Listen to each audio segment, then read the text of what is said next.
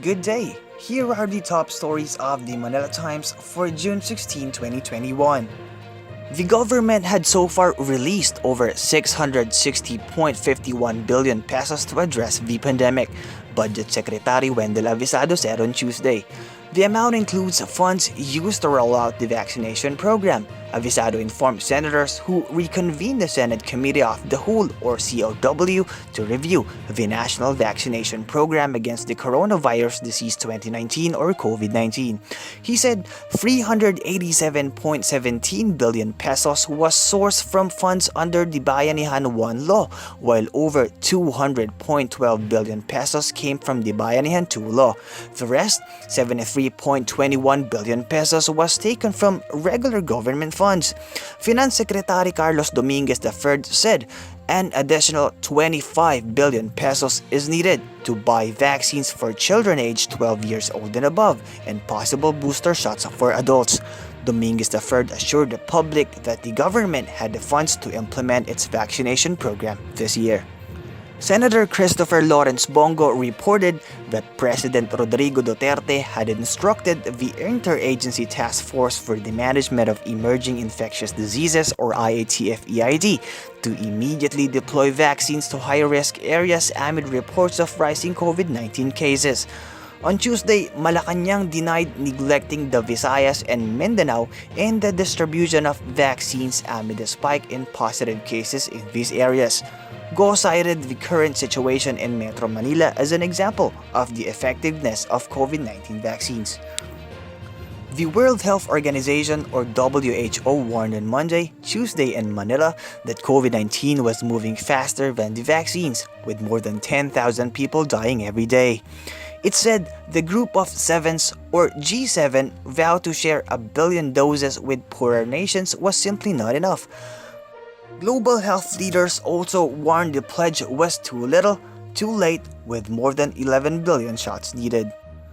The national tax allotment share of local government units or LGUs will increase to more than 959 billion next year, the Department of Budget and Management or DBM said. Budget Secretary Wendell Avisado said the entire NTA share of local governments will be 959.4 billion pesos, higher by 263.54 billion pesos or 37.89% than this year's allocation. He said 43,649 local governments will receive funding from the NTA. The Philippines deplored the move of the outgoing prosecutor of the International Criminal Court or ICC to seek permission to proceed with the investigation of the government's war on drugs. The Department of Foreign Affairs or DFA objected to the request of the Office of the ICC to open an investigation on the alleged bloody campaign against illegal drugs in the Philippines. The Philippine government has taken concrete and progressive steps to address concerns in the conduct of the anti-illegal drugs campaign and has recently finalized with the UN a joint program on human rights, the DFA said in a statement. The Supreme Court ordered the estate of the late businessman Herminio Decini to pay the government 1.1 billion pesos in damages in connection with his role in the awarding of the $2.2 billion Bataan Nuclear Power Plant or BNPP project to Westinghouse Electrical Corporation. In a unanimous decision, the court held Decini liable for exerting undue influence in the awarding of the BNPP deal by taking advantage of his close association with former President Ferdinand Marcos. The High Tribunal awarded 1 billion pesos in temporate damages and 1 million pesos in exemplary damages to the government. Topping business, Socio-Economic Planning Secretary Carl Chua said during the Economic Journalists Association of the Philippines Mid-Year Economic Forum on Tuesday that the Philippine economy is unlikely to contract in the second quarter given a change in the government's risk management strategy. The Philippine economy contracted for the fifth consecutive month in the first quarter of the year, with the gross domestic product or GDP declining by 4.2%.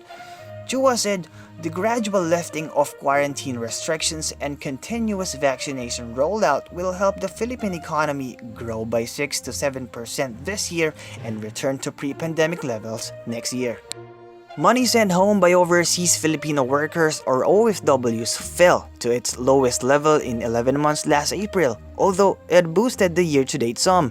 Bangko Sentral ng Pilipinas or BSP data released on Tuesday showed that personal remittances, personal transfers in cash or kind, and capital transfers between households totaled $2.57 billion in the fourth month of 2021.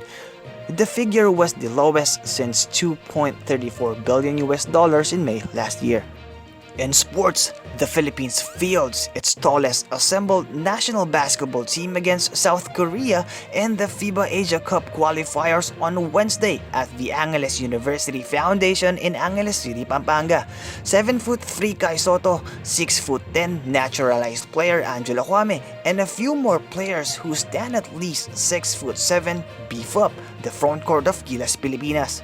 They will face an old nemesis, South Korea, spearheaded by Ragona, formerly known as Ricardo Ratliff, who played as an import for the old Purefoods franchise in the PBA.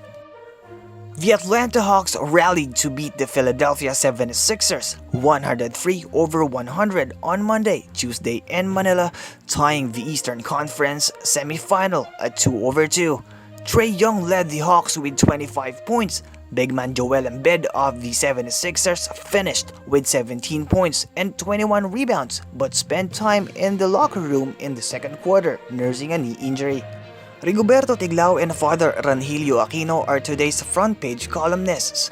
Tiglao calls former Supreme Court Associate Justice Antonio Carpio the newest clown in town.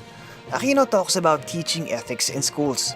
In its editorial today, the Manila Times chides Energy Secretary Alfonso Cusi for attempting to regulate the National Grid Corporation of the Philippines through a public media blitz, which the paper says is the wrong approach to solving whatever problems may exist. Read the full version in the opinion section on print or listen to the Voice of the Times. For more news and information, get a copy of the Manila Times on print, subscribe to its digital edition, or log on to www.manilatimes.net. Follow us on Twitter, Facebook, or Instagram and keep up with the Times. For the Manila Times, this is Christian Crow Maghanoy reporting.